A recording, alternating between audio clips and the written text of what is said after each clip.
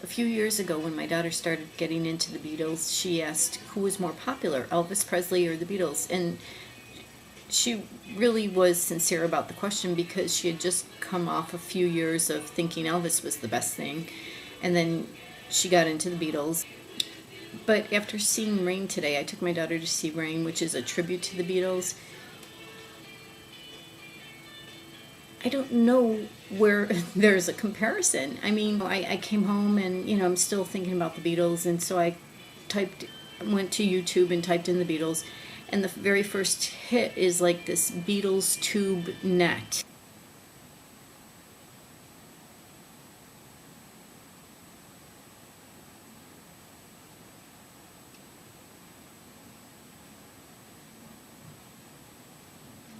And you go to it, and it's all the videos alphabetically listed in order of the Beatles, which is pretty much a lot of their songs.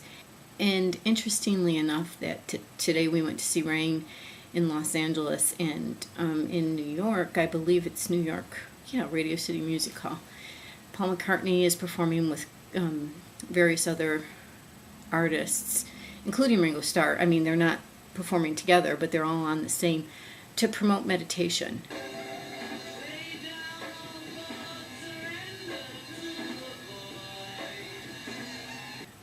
Especially in schools, because they've discovered in schools where they've used it that when they practice meditation, the students tend to be less violent. It helps in studying and in taking tests. Anyhow, it was fun to go with my daughter and share, even though it wasn't really the Beatles.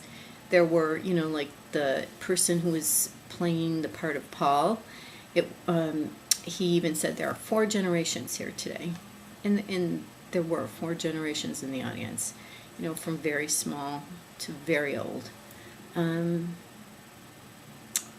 not so sure that Elvis would have that wide of a turnout, that maybe he'd have as big of a turnout as far as quantity goes, but I'm not sure that the age range would be as wide. It's, to me, a no-brainer that the Beatles were far better